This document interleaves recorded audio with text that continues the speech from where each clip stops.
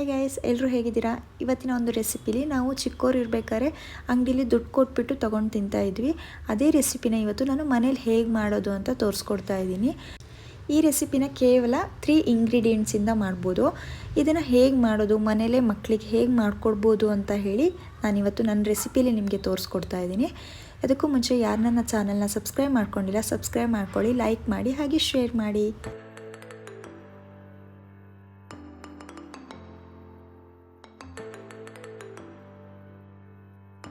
Okay, ಹೇಗೆ ಮಾಡೋದು ಅಂತ ನೋಡ್ಕೊಂಬರೋಣ. ಫಸ್ಟಿಗೆ ಒಂದು ಪಾತ್ರೆಗೆ ಬಿಸಿ ಮಾಡೋಕ್ಕೆ ಇಟ್ಕೊಂಡಿದ್ದೀನಿ. ಆ ಪಾತ್ರೆಗೆ ನಾನು 1 ಕಪ್ ಆಗೋಷ್ಟು ತುಪ್ಪನ ಹಾಕ್ಕೊಳ್ತಾ ಇದ್ದೀನಿ. ತುಪ್ಪಕ್ಕೆ 1 ಕಪ್ ತುಪ್ಪಕ್ಕೆ ನಾನು 2 ಕಪ್ಪು ಮೈದಾ ಹಿಟ್ಟನ್ನು ಹಾಕ್ಕೊಳ್ತಾ ಇದ್ದೀನಿ. ಅದೇ ತುಪ್ಪ ಸ್ವಲ್ಪ ಹೀಟ್ ಆದ್ರ ಮೇಲೆ 2 ಕಪ್ಪು ಮೈದಾ ಹಿಟ್ಟನ್ನು ಹಾಕ್ಕೊಂಡು ಚೆನ್ನಾಗಿ ಮಿಕ್ಸ್ ಮಾಡ್ಕೋಬೇಕು.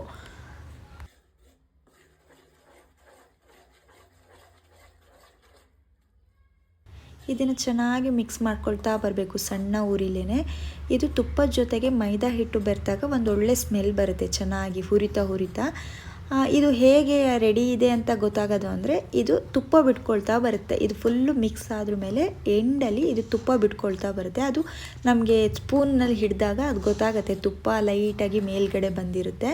ಆವಾಗ ಇದು ರೆಡಿ ಇದೆ ಅಂತ ಹೇಳಿ ಇದನ್ನು ನೀಟಾಗಿ ಸಣ್ಣ ಉರಿಲೇನೆ ಮಾಡ್ಕೋಬೇಕು. ಇದು ಯಾವುದೇ ಕಾರಣಕ್ಕೂ ಕಲರ್ ಚೇಂಜ್ ಆಗಬಾರ್ದು, ಓಕೆನಾ?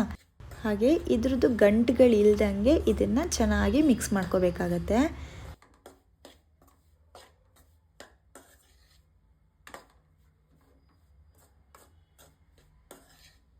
ನೋಡಿ, ಇದು ಆಲ್ರೆಡಿ ತುಪ್ಪ ಬಿಟ್ಕೊಳ್ತಾ ಇದೆ.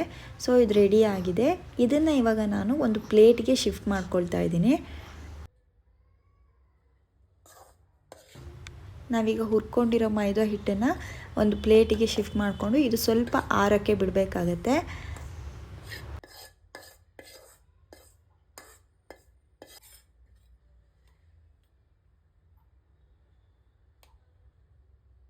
ಇದು ಆರೋ ಅಷ್ಟರಲ್ಲಿ ನಾನು ಸಕ್ಕರೆ ಪೌಡರ್ನ ಮಾಡ್ಕೊಂಬರ್ತೀನಿ.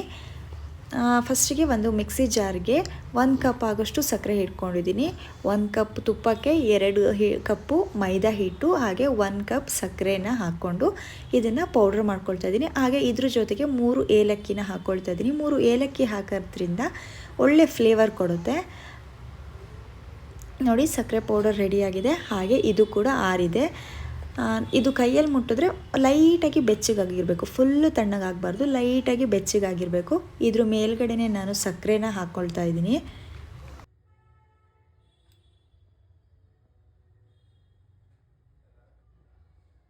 ಸಕ್ಕರೆನ ನಾನು 1 ಕಪ್ ಆಗೋಷ್ಟು ಪೌಡರ್ ಮಾಡ್ಕೊಂಡಿದ್ನಲ್ಲ, ಸೊ ಅಷ್ಟನ್ನು ನಾನು ಹಾಕ್ಕೊಳ್ತಲ್ಲ, ಎಷ್ಟು ಬೇಕು ನೋಡಿ ಹಾಕ್ಕೊಳ್ತಿದ್ದೀನಿ. ಅತಿ ಆದರೂ ಚೆನ್ನಾಗಿರಲ್ಲ.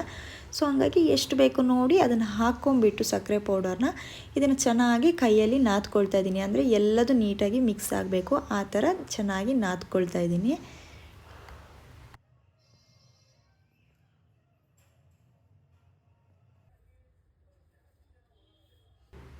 ನೋಡಿ, ಈ ಥರ ನಾದ್ಕೊಂಬಿಟ್ಟು ಈ ಥರ ಉಂಡೆ ಮಾಡ್ಕೊಂಬಿಟ್ಟು ಇದನ್ನು ಒಂದು ನೀವು ಟ್ರೇ ಥರ ಏನಾದರೂ ಇರುತ್ತಲ್ಲ, ಕೇಕ್ ಟ್ರೇದು, ಅದಕ್ಕೆ ಹಾಕಿ ಪ್ರೆಸ್ ಮಾಡ್ಕೊಂಡ್ರೂ ಆಗುತ್ತೆ. ನಾನು ಇದರಲ್ಲೇ ಪ್ರೆಸ್ ಮಾಡಿಬಿಟ್ಟು ನೀಟಾಗಿ ಶೇಪ್ ಮಾಡಿ ಇಡ್ತಾ ಇದ್ದೀನಿ.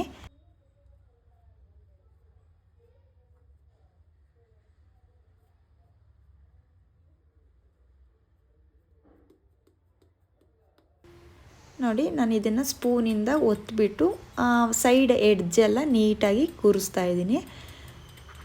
ಇದನ್ನು ನಾನು ಸ್ವಲ್ಪ ಹೊತ್ತು ಫ್ರಿಜ್ಜಲ್ಲಿ ಇಡ್ತೀನಿ. ನೋಡಿ, ಇದು ಫ್ರಿಜ್ಜಲ್ಲಿ ಇಟ್ಟು ತೊಗೊಂಬಂದಿದ್ದೀನಿ ಆಲ್ರೆಡಿ.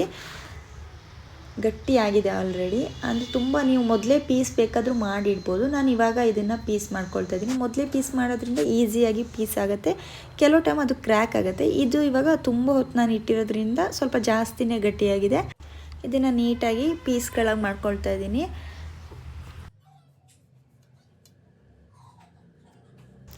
ನಮ್ಗೆ ಯಾವ ಥರ ಶೇಪ್ ಬೇಕೋ ಆ ಥರ ಶೇಪಲ್ಲಿ ನೀಟಾಗಿ ಪೀಸ್ ಮಾಡ್ಕೋಬೋದು. ಇದನ್ನು ನೀವು ನಿಮ್ಮ ಮನೇಲಿ ಮಕ್ಕಳಿಗೆ, ದೊಡ್ಡವ್ರು ಯಾರೇ ಇದ್ದರೂ ಇದು ತುಂಬ ಇಷ್ಟ ಆಗುತ್ತೆ. ಇದನ್ನು ಮಾಡಿಬಿಟ್ಟು ಒಂದು 2 ಅಥವಾ 3 ವೀಕ್ಸ್ ಹಾಗೆ ಇಡ್ಬೋದು ಬಾಕ್ಸ್ನಲ್ಲಿ ಸ್ಟೋರ್ ಮಾಡಿ. ನೀವು ಮನೇಲಿ ಟ್ರೈ ಮಾಡಿ ನೋಡಿ ಹೇಗಾಗಿತ್ತು ಅಂತ ನನಗೆ ಕಮೆಂಟ್ ಬಾಕ್ಸ್ನಲ್ಲಿ ತಿಳಿಸಿ. ಇನ್ನು ಜಾಸ್ತಿ ಸಪೋರ್ಟ್ ಮಾಡಿ. ಹಾಗೆ ಇನ್ನು ಯಾವ್ಯಾವ ಥರ ರೆಸಿಪಿ ಬೇಕು ಅದನ್ನು ಕೂಡ ನನಗೆ ಕಮೆಂಟ್ ಬಾಕ್ಸ್ನಲ್ಲಿ ತಿಳಿಸಿ. ನಾನು ಅದನ್ನು ಕೂಡ ಮಾಡಿ ನಿಮ್ಮ ಜೊತೆ ಶೇರ್ ಮಾಡ್ತೀನಿ. ಇದು ನನ್ನ ಇವತ್ತಿನ ರೆಸಿಪಿ ಆಗಿತ್ತು. Thank you guys. ಇನ್ನು ಜಾಸ್ತಿ ಸಪೋರ್ಟ್ ಮಾಡಿ. Thank you so much.